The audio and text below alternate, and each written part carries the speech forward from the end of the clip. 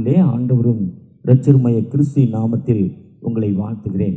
உங்களுக்கு என்னுடைய வாழ்த்துக்களையும் நேஷனல் மிஷனரி சொசைட்டியின் சார்பாகவும் வந்திருக்கிற மூத்த ஆயர்கள் தேவபுத்திரன் மற்றும் மார்டின் ஐயா மற்றும் நாகர்கோயிலிருந்து சனாலில் டைரக்டராக இருக்கிற அன்பு ஐயா மற்றும் திருச்சியில் இருக்க ஐயர் மற்றும் ஆயர் திருச்செவின் மக்களால் மாவருக்கும் என்னுடைய அன்பின் மே தின வாழ்த்துக்களை தெரிவித்துக் கொள்கிறேன். மே தினம் ஒரு சிறப்பான நாள். ரோம பேரரசில் ஒரு மகிமையின் நாளாக ஒரு குளிர்காலம் போய் வெயில் காலம் வர்றப்போ அவங்களுக்கு அது ஒரு சந்தோஷத்தின் நாளாய் அவங்க கொண்டாடுற நாளாக. இன்னொரு டைமில் இந்த ஏப்ரல் கடைசி வாரத்திலேருந்து மே ஃபஸ்ட் வீக் வரை ஃப்ளவர் ஷோ பூத்து குலுங்கும் நாட்களாய் கொண்டாடுகிற நாட்களாம் இந்த மே தினம். மற்றும் இது உலக தொழிலாளர் தினம். சிக்காகோவில் 3 லட்சம் பேர் போராடுறப்போ குண்டு போடப்பட்டு இறந்து போன மக்கள் அதில் அநேகர் செத்து இறந்துட்டாங்க. யார் கொண்டு போட்டாங்கன்னு இதுவரையும் தெரியாதான். ஆனால் 4 யூனியன் லீடர்ஸை எடுத்து தூக்கிலிடுறாங்க. அந்த நாளில் தான் மே 1 அனுசரிக்கப்பட்டு கிட்டத்தட்ட உலகத்தில் 7 விழுக்காடு பகுதியிலே மே 1 இன்றைக்கி பொது விடுமுறை. எப்படி நம்ம கடந்த நாள் எலெக்ஷனில் எப்படி ஒரு பொது விடுமுறையோ அதே மாதிரி ஒரு பொது விடுமுறையாய் கொண்டாடப்படுகிற ஒரு நாள். நம்முடைய தமிழகத்தில் 1923 சிங்காரவேலர் செங்கொடி ஏற்றி பீச்சில் மெரினா பீச்சில் உழைப்பாளர் சிலையை நிறுவி மே பூங்கா என்று சிந்தாதிரிப்பேட்டையில் ஆரம்பிக்கப்பட்டு இந்த மே தினம் இது பொது உடைமை நாள். எல்லாரும் யூனியன் ஆரம்பிச்சுக்கலாம், எல்லாரும் தங்கள் உரிமையை கேட்கலாம், ஒன்று கூடி அழைக்கலாம் என்று ஆரம்பிக்கப்பட்ட நாள் 1923 சிங்காரவேலர் உருவாக்கின மே 1. அந்த மே 1 நீங்கள் திருச்சபை தொடங்கியிருப்பது மிகவும் ஒரு வாழ்த்துக்குரியது. அருமையான அன்பு சகோதரி ரெவரண்ட் ராணி அம்மாவோடு நான் இப்போ கேட்குறேன். சில செகண்ட்ஸ் சொன்னாங்க. இது அநேக ஒர்க்கர்ஸ் இருந்து ஆரம்பித்தாங்க. அதனால் மே 1 அவங்க திருச்சபை இது ஆரம்பிக்கப்பட்டாங்கன்னு சொன்னாங்க. ஒருவேளை இந்த திருச்சபை இப்படிப்பட்ட நாளில் ஆரம்பிக்கப்பட்டு இந்த நாளில் இந்த மே 1 நீங்கள் மாலையில் ஐக்கிய உணவோடு இன்றைக்கி எங்கே பார்த்தாலும் டிவியை திருப்பினா 4000 பேருக்கு சாப்பாடு, 5000 பேருக்கு சாப்பாடு, 10,000 பேருக்கு சாப்பாடு, காலையிலேருந்து சாயங்காலம் வரை எண்ணிக்கை இல்லாத ஒரு சில இடங்களில் சாப்பாடு, நோ கவுண்டிங். காலையில் 6 மணிக்கு ஸ்டார்ட் பண்ணி நைட்டு 10 வரையும் நோ கவுண்டிங் போட்டுக்கிட்டே இருக்காங்க சாப்பாடு ஒரு சில இடங்களில். ஆனால் நம்மோடு இருந்த கிராணி செயல்வாள் என்ன பண்ணார்னா, ஒரு வாரத்தில் ஒரு நாள் சர்ச்சில் இருந்து நீங்கள் காணிக்கையை கொண்டாந்து உங்கள் சோறு பொங்குறப்போ ஒரு பிடி அரிசியை எடுத்து இங்கே வச்சுட்டு அந்த ஒரு பிடி அரிசியை சனிக்கிழமை மாலையில் கேட்டிகிஸ்ட் எடுத்துக்கொண்டு சர்ச்சில் கொடுத்துடணும்.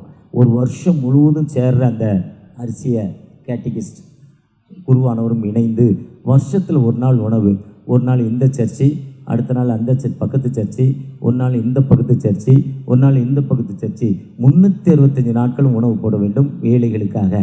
இது ராணி செயல் உருவாக்கின அந்த அசன பண்டிகை இன்றைக்கி தூத்துக்குடி மாவட்டத்திலையும் திருநெல்வேலியுடைய கிழக்கு பகுதியிலையும் ரொம்ப சிறப்பாக அந்த அசன பண்டிகை கொண்டாடிக்கொண்டிருக்கிறது. அப்படிப்பட்ட ஒரு சமபந்தி விருந்து. இந்த நாள் சேனைகளின் கர்த்தாவே உங்களுடைய வாசஸ்தலங்கள் எவ்வளவு பரிசுத்தமானது, ஆண்டவருடைய ஆலயம் எவ்வளவு பரிசுத்தமாக இருக்குது. சங்கீதம் 84:1 84:10 1000 நாளை பார்க்கிலும் உங்களுடைய சமூகத்தில் செல்லும் நாள் நல்லது. எங்கெங்கேயோ சுற்றிட்டு வந்தீங்கன்னா விடுதலை. அதுதான் இயேசு கிறிஸ்து மத்தேயு, மார்க்கு, லூக்கா, யோவான். மத்தேயு, மார்க்கு, லூக்கா கடைசியில் சீர்திருத்தம். யோவான்லேயே முதலே அடித்து விரட்டிட்டார். இது ஆண்டோடைய இடம்டா, ஆண்டோடைய இடத்துக்கு வழி உடனே அடித்து விரட்டுறார். பக்தி வைராக்கியம் என்று சொல்கிறார். அதுதான் சங்கீதம் 69 பக்தி வைராக்கியம்னு சங்கீதத்துக்காரர் சொல்கிறாரு. ஒருவேளை திருச்சபை என்பது மனிதனுக்கு வாழ்வு. யாக்கோபு கைவிடப்பட்ட நிலைமையில் ஆதியாகமம் 28 அதிகாரத்தில் போகிறப்போ பயப்படாதே நான் உன்னோடு இருந்து பாதுகாப்பேங்கிறப்போ அந்த இடம் எவ்வளோ ஒரு பயங்கரமான இடம். அப்போதான் அந்த இடத்துல ஒரு தூணை எடுத்து வச்சு அதில் எண்ணெய் வார்த்து, அப்போ எங்கே கல்லோடைய எண்ணெய் வார்ப்பு எங்கே இருந்தது, அந்த இடத்துல எண்ணெய் வார்த்து உருவாக்கப்பட்டது அந்த இடம். அப்படிப்பட்ட ஆண்டோடைய இல்லம். ஆனால் அதே இடத்துல பொருந்தி திருச்சபையில் பவுலடிகள் சொல்கிறப்போ நீங்களே அந்த ஆலயம். ஆண்டவர் எங்கே இருக்கிறாரு? நீங்கள் இருக்கிற அந்த இதுதான் கோயில். அந்த மனம் எப்படி இருக்கணும்? ஒரு திருச்சபையில் முக்கியமாக பொறுப்பு வைக்கிற ஒரு மூத்த சகோதரர் மகா வீட்டுக்கு வந்திருந்தார். மகளை பார்ப்பதற்காக மே 1 வந்திருந்தார். அந்த மே 1 மகா வீட்டுக்கு வந்துட்டு, மகா வீட்டு சர்ச்சு காலையில் 5 மணிக்கு சர்வீஸு, 1 கம்யூனியன் சர்வீஸு. பேரனோடு கோயிலுக்கு வர்றாரு, சர்ச்சில் வந்து உட்கார்றாரு. பையனை பார்த்து உட்காந்துட்டு பேரனும் அவர் உட்காந்துருக்கிறப்போ பாடுறா, அந்த ஃபேன் ஏன்டா ஸ்லோவாக ஓடுது, அந்த ஃபேன் ஓடலடா, அந்த லைட்டை துடைக்கலை பார்த்தியா, அந்த கொயர் யூனிஃபார்மாக இல்லையே, ஈக்குவலாக பாடலையே, இந்த ஆயர் இப்படி தப்பு பண்ணுறாருன்னு வந்ததுலேருந்து ஒவ்வொன்றா குறையாக சொல்லிக்கிட்டு இருந்தார். பிறகு செய்தியாளர் ஆரம்பிச்சோன்னா டைம் பார்க்க ஆரம்பிச்சிட்டார். எவ்வளோ நேரம் பேசுகிறாரு, எப்போ முடிச்சுட்டு வீட்டுக்கு போவார், என்ன பண்ணுவார், டைம் பார்க்க ஆரம்பிச்சிட்டாரு. ஒரு சிலர் கொட்டாய் விட ஆரம்பிச்சிட்டாங்க, ஒரு சிலர் இடுப்பை திருப்ப ஆரம்பிச்சிட்டாங்க, தை வலிக்கு கால் வலிக்கு. இதெல்லாம் அறிகுறி, நீ இறங்கி போடான்னு அர்த்தம், இறங்கி போடான்னு அர்த்தம். இப்படிலாம் சொல்லிக்கிட்டே வந்தார். காணிக்க போடுற நேரம் வந்துச்சு, அதில் சில குறைய சொன்னார். பிளெஸிங் சொல்ல நேரம் குறை வந்துச்சு, அதையும் சொன்னார். சொல்லிவிட்டு முடிஞ்சது, சர்வீஸ் முடிஞ்சது. கர்த்தர் உங்களோடு இருப்பாராக சொல்லியாச்சு. சமாதத்தின் கர்த்தர் உங்களோடு இருப்பாராக சொல்லியாச்சு, முடிச்சாச்சு, வெளியே போயாச்சு. அந்த மார்க்கை தாண்டி ஈசிஐ சர்ச்சை தாண்டி ரைட்டில் அப்படி போய்கிட்டு இருக்கப்போ திரும்பவும் குறை சொல்ல ஆரம்பித்தார். பேரன் கேட்டான், தாத்தா சர்ச்சுக்கு வந்தியே, எவ்வளோ தாத்தா காணிக்க போட்டேன்னு கேட்டான். அவர் ஊரில் தூத்துக்குடியிலேருந்து வந்திருக்கிறாரு, இல்லை திருநெல்வேலியிலேருந்து வந்திருக்காரு, மதுரையிலேருந்து வந்திருக்கிறார். அவர் சொன்னார் 10 ரூபா போட்டேன்டானார். எதுக்கா தாத்தா இந்த பாடு, இத்தனை குறை? பொதுவாக இன்றைக்கி திருச்சபையில் நிறைய பேர் இப்படி தான் இருக்காங்க. நான் ஐஎம்எஸில் பிரசிடெண்ட்டாக இருக்கிறப்போ ஃபஸ்ட்டு வருஷம் ஒரு பெண்கள் மாநாட்டுக்கு போயிருந்தேன். திருச்சியில் பிஷப் கீப்பர் காலேஜில் சிறப்பான பெண்கள் மாநாடு. ஒரு 85 வயது மதிக்கத்தக்க ஒரு பெரியவர் வந்திருந்தார். அவர் தான் சிறப்பு செய்தியாளர். அவர் அன்னைக்கு அந்த படம் போட்டு மெசேஜ் கொடுத்தார். திருச்சபையில் 3 விதமான கூட்டம். ஒரு கூட்டம் 10 விழுக்காடு, ஒரு கூட்டம் 40 விழுக்காடு, இன்னொரு கூட்டம் 50 விழுக்காடு. 50 விழுக்காடு மக்கள் வெளியே இருக்க சேரில் உட்காருவாங்க, காணிக்க போடுறதுக்கு வருவாங்க, காணிக்க போடுவாங்க. மனைவி தொல்லை தாழ முடியாமல், ஒய்ஃபு தொல்லை தாழ முடியாமல் வருவாங்க, மரத்தடியிலே உட்கார்ந்துருப்பாங்க. பிதா குமாரன் பரிசுத்தாவின்னு சொன்னோன்னா தோத்துறொண்டு போயிடுவாங்க. இன்னொரு 40 விழுக்காடு, இப்போ தான் ஒரு வாட்ஸ்அப்பில் கேட்டேன், ஆண்டவர்கிட்ட நம்பிக்கையை கூட்டிக் கொள்ளணும், ஆண்டவர்கிட்ட ஆசீர்வாதத்தை பெற்றுக்கொள்ளணும், ஆண்டவர்கிட்ட கிருபையை பெற்றுக்கொள்ளணும். இன்னைக்கு காலையில் 4 மணி எங்களுக்கு சர்வீஸு, ராத்திரி படுத்ததே 12:30 மணி தான், இருந்தாலும் 4 மணிக்கு எப்படியாவது ஆண்டவர்கிட்ட ஆசீர்வாதத்தை பெற்றுக்கொள்ளணும், குடுன்னு ஓடணும். அது 40 விழுக்காடு. இந்த 10 விழுக்காடு மக்கள் முன்னால் இருக்கிறவங்க, அவங்க தான் கமிட்டி, அவங்க தான் ட்ரெஷரரு, அவங்க தான் காணிக்க போடுறவங்க, அவங்க தான் கொயரு, எல்லாம் அந்த ரொட்டி அவங்களுக்குள்ளே அப்படி மாற்றி மாற்றி. எங்கள் சர்ச்சும் அப்படி தான் இருக்குது. இது எல்லா சர்ச்சிலும் நடக்கிறது நிலைமை. இந்த 10 பேர் தான் சண்டையும் போடுற பார்ட்டி, திருச்சபையில் குழப்பத்தை ஏற்படுத்தும் பார்ட்டி. இது யார் நல்லவன்னு அவர் கேட்டார். ஒருவேளை இன்னைக்கு திருச்சபை என்பது இது ஆண்டோடைய வாசஸ்தலம், எவ்வளவு பரிசுத்தமானது. நீ நிற்கிற பூமி ஆண்டோடைய பூமியா? வானம் எனக்கு சிங்காசனம், பூமி எனக்கு பாதபடி, என் வஸ்திர தொங்கலால் இந்த ஆலயம் நிறைந்திருக்கிறது. ஏசாயா 6 சொல்றார். ஏசாயா 66 வானம் எனக்கு சிங்காசனம், பூமி எனக்கு பாதபடி.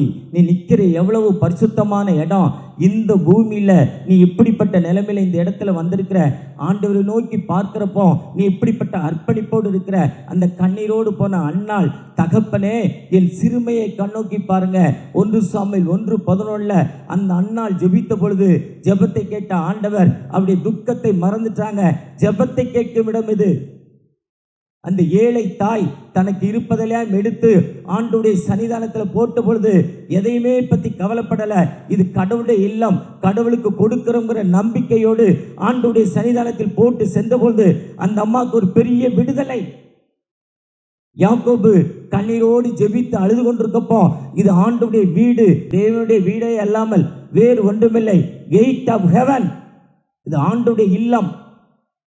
எத்தனையோ மக்கள் இந்த இடத்துல போறப்போ ஆண்டவரை நோக்கி பார்க்கிறப்போ, தகப்பனே எனக்கு வாழ்வு கொடுங்க, என்னை ஹீல் பண்ணுங்க, எனக்கு ஒரு குணமாக்கும் வல்லமையை தாங்க, என்னை அபிஷேகிங்க, என் பிள்ளைக்கு கல்வியறிவை தாங்க, எனக்கு நல்ல தொழிலை கொடுங்கன்னு அர்ப்பணிப்போடு ஜெபிக்கிறப்போ ஜெபத்தை கேட்கிற இடம் இது. கர்த்தருடைய வீடு, ஹவுஸ் ஆஃப் பிரேயர். தேவனுடைய வீலே இல்லாமல் வேறொன்றுமில்லை. இந்த கர்த்தரை வீட்டை குறித்தான பக்தி வைராக்கியம். இது தேவனுடைய வீடு, இது ஹவுஸ் ஆஃப் பிரேயர்னு சொல்றாரு. இது என் விண்ணப்பத்தின் வீடு, ஜெபத்தின் வீடு.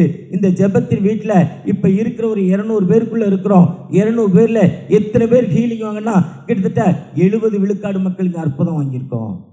ஆண்டவர் நன்மை செய்திருக்கிறார். இன்னைக்கு இந்த வருஷத்துல எதுக்கு எனக்கு பிசினஸ்ல தோல்வி? திருச்சபையில சண்டை போட்டிருக்கேன். திங்க் பண்ணி பாருங்க. எதுக்கு எனக்கு இந்த குடும்பத்துல குழப்பம் இல்லை? திருச்சபையில சண்டை போட்டிருக்கேன். என்னைக்கு நம்ம திருச்சபையில அமைதி உள்ள மக்களாய், ஆண்டவரோடு இணைந்து ஜெபிக்கிற மக்களாய் காணப்படுறோமோ, அன்னைக்கு நம்மை உயர்த்தும் ஆண்டவர், நமக்கு வாழ்வு கொடுக்கும் ஆண்டவர்.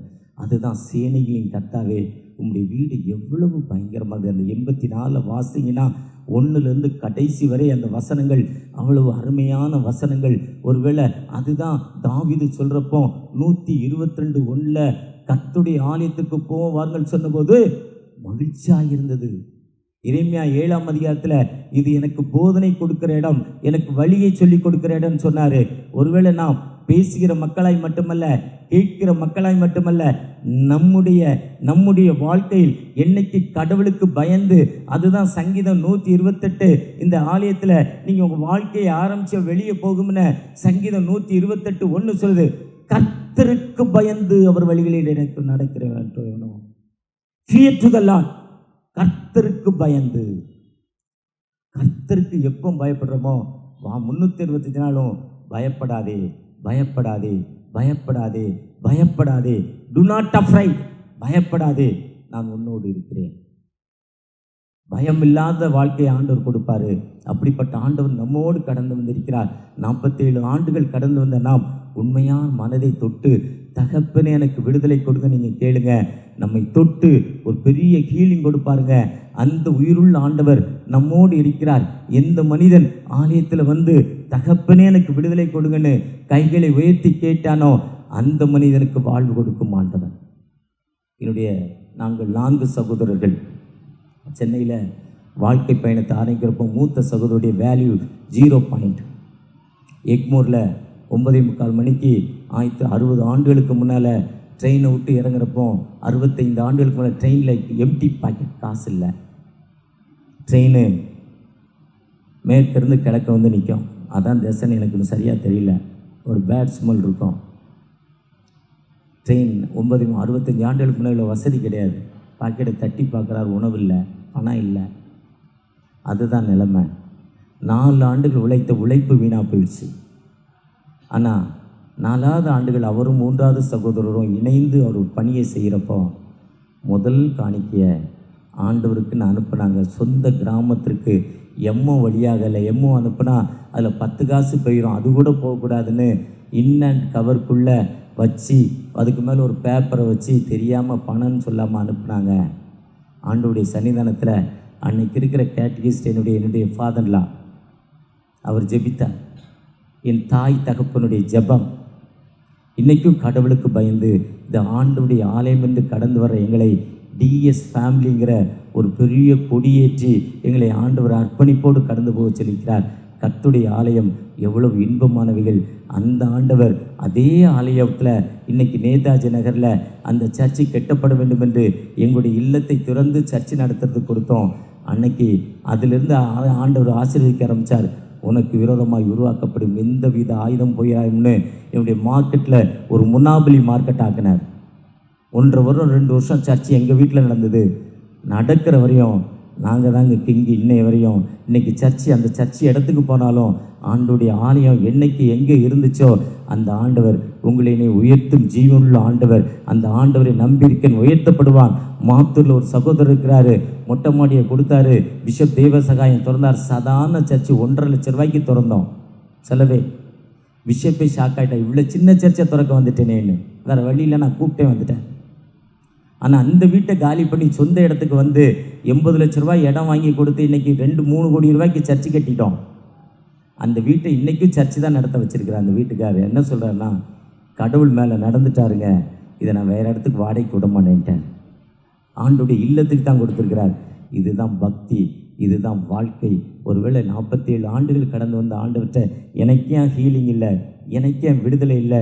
நீங்கள் ஆண்டவர்கிட்ட கேட்குறப்போ அந்த ஆண்டவர் இந்த நாளில் ஒரு அற்புதம் செய்யும் ஆண்டவர். அந்த ஆண்டவர் இந்த நாளில் நம்மை உயர்த்தும் ஆண்டவர். அந்த ஆண்டவர்கிட்ட தகப்பனை நோக்கி, தகப்பனை எங்களை பிளஸ் பண்ணுங்க, உம்முடைய கிருபை எங்களுக்கு தாங்க, தகப்பனை நோக்கி பார்ப்போமா. வாழ்நாளை எல்லாம் வீணாளாய் வருத்தத்தோடே கழிப்பது ஏன்? வாழ்நாளை எல்லாம் வீணாளாய் வருத்தத்தோடே கழிப்பது ஏன்? வந்தவர் பாதம் சரணடைந்தான் வருவாய் தருணம் இதுவே அழைக்கிறாரே வல்ல ஆண்டவர் இயேசு வண்டை.